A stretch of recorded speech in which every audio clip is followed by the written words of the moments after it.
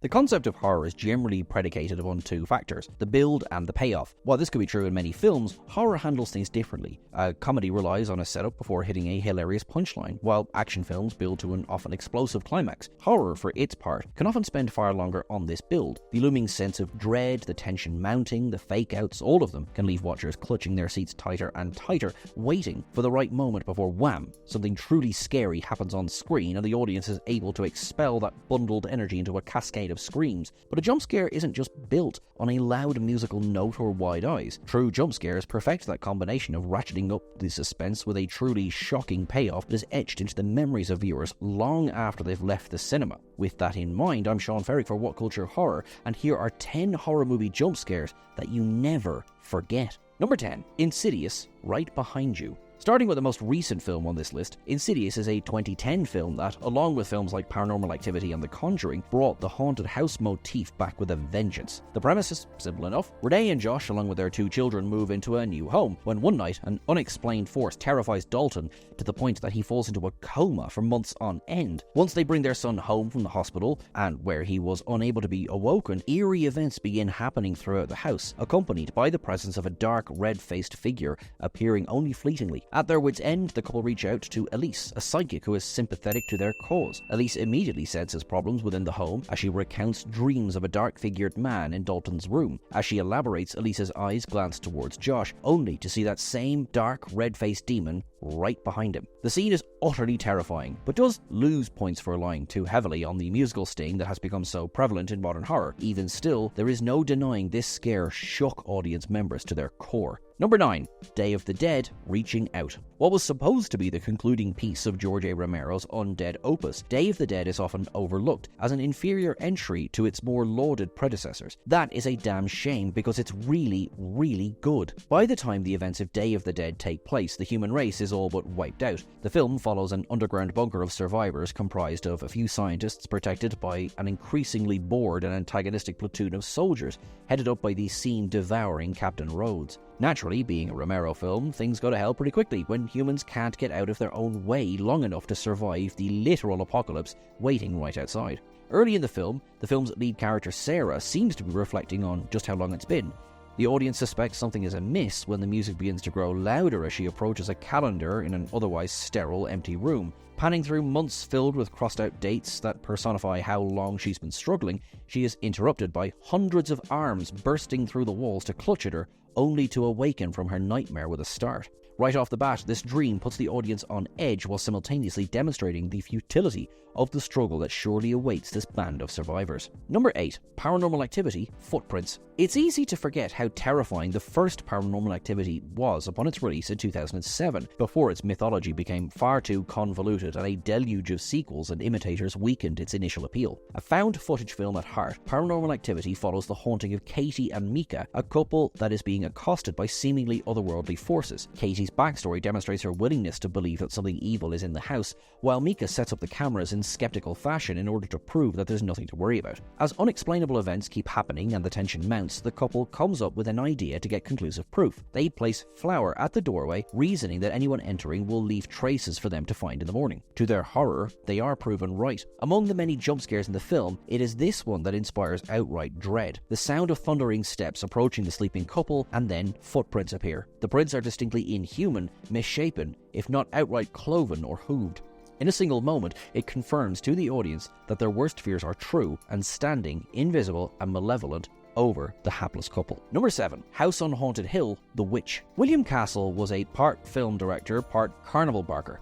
The very blueprint of a style over substance filmmaker, Castle was determined to find a way to pack audiences into horror films, which had experienced somewhat of a recession as the novelty of the classic Universal monsters had been overexposed. Among the gimmicks Castle employed included buzzers attached to seats in order to accompany the supposed breakout of the titular monster in The Tingler, while 13 Ghosts provided special cellophane glasses that could enable a viewer to see the otherwise invisible phantoms that haunted the film. House on Haunted Hill was no different, as Castle employed a skeleton to float over the audience during a similar scene on screen. However, the film itself had a moment far scarier than any cheap Halloween prop. In the film, Vincent Price's Frederick promises 5 individuals $10,000 each if they can spend the evening in a spooky house with him and his wife, Annabelle. Strange things begin happening almost immediately, terrifying poor Nora. Together, she accompanies Lance to try and determine the source of the spooky occurrences. When Lance believes he may have found a hidden door, he goes into another room to knock on a wall, with Nora reciprocating on the other side of the door to find the hollow point. Going lower, Nora knocks at the base, only to raise and to be confronted by a horrific hag right behind her. Recoiling and screeching in horror, the inhuman way the crone glides out of the room has stuck with moviegoers for decades. Number 6. Audition Body Bag.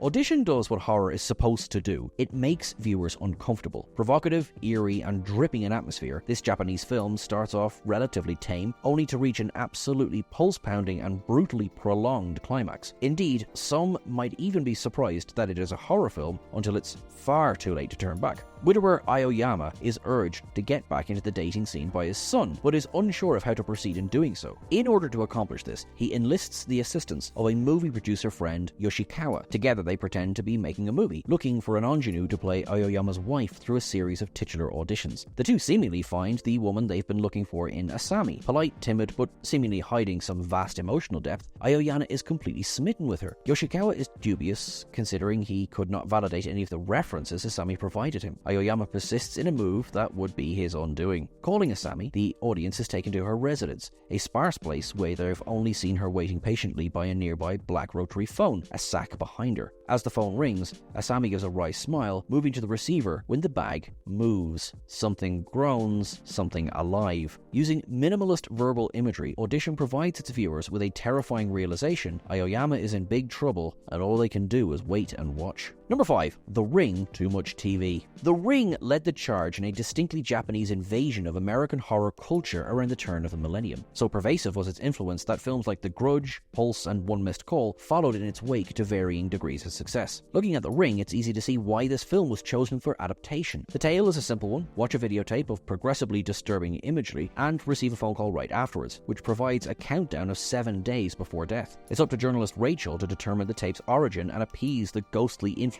within before her life is claimed as well. To her credit, Rachel does what she thinks is right, tracking down the parents of Samara, the eerie girl in the video, and seemingly putting her spirit to rest. To her terrifying realization, her son Aiden, shown to be somewhat supernaturally sensitive to the machinations of the poltergeist, informs her that she has only served to unleash her. Cut to Noah, Rachel's ally and ex-boyfriend, who has helped study the tape. The familiar images shift, no longer what they once were, as Samara approaches the camera, then proceeds to step out of the television itself, sealing his fate. The shot is filmed in a nearly point-of-view perspective for the audience, giving them the petrifying sensation of being personally haunted by the unstoppable apparition. Number 4. The Thing, The Blood Test, The Chest. One of the reasons that sci-fi horror classic The Thing is so universally loved is its intelligence. The situation is dire for the survivors of an Arctic expedition when their encampment becomes host to a shape-shifting alien looking to assimilate all organic life. Despite these circumstances, it can be argued that there are no real dumb horror movie tropes in this film. The characters behave as rationally as can be expected, acting as a unified front, making intelligent decisions on how to cope until, unfortunately, paranoia makes this impossible. The film plays host to a pair of amazing jump scares.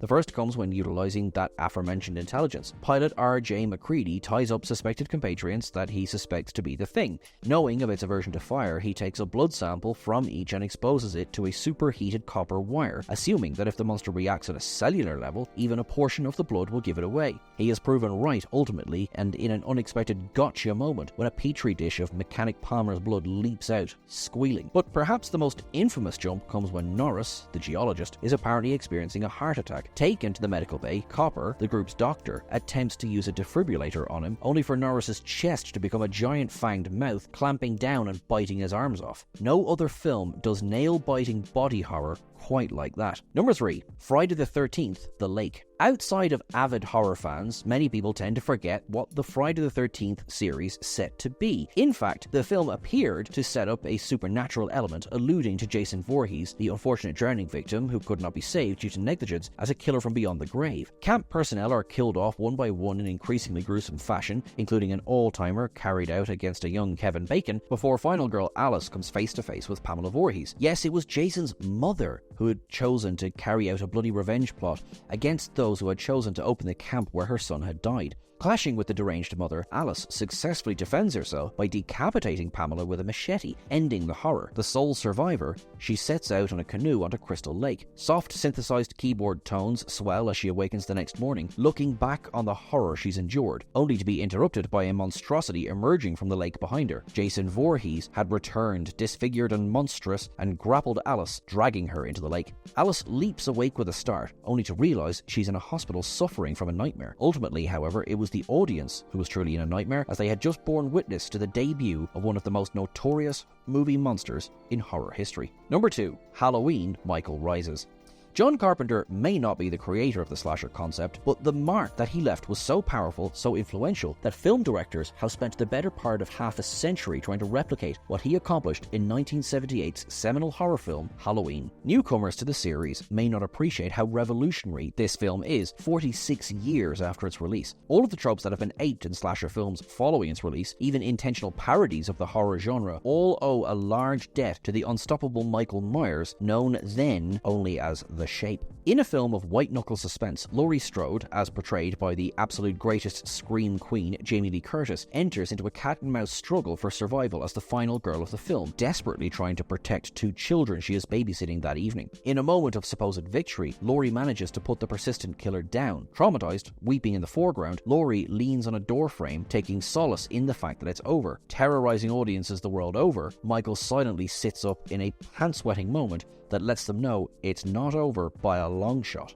Wrestling fans might recognize this simple movement as The Undertaker's famous signature move of resilience. Even a wrestler as legendary as him seemed to recognize that if you're gonna steal, steal from the best. Number 1. The Texas Chainsaw Massacre, Leatherface. The Texas Chainsaw Massacre is a true legend among contemporary horror films. Tobe Hooper's film is visceral, bleak, and uncompromising in ways that few films can hope to be, and its signature scene perfectly sets the tone for what will happen to the victims of the twisted Sawyer family. Stranded in, where else, the vast wasteland of Texas, a group of young men and women seek aid when their car runs low on fuel. One of the individuals, Kirk, nervously approaches a large, seemingly empty homestead. Mistake number 1. Entering from seemingly out of nowhere, the audience gets their first view of Leatherface, a hulking, imposing mute who is wearing flesh on his face, flesh that does not belong to him. Kirk doesn't stand a chance to do so much as utter a scream before his life is ended when Leatherface caves in his skull with a hammer. His body involuntarily convulsing on the ground, Kirk is pulled deeper into the house and a large sliding metal door is slammed shut. This scare flies in the face of every horror trope.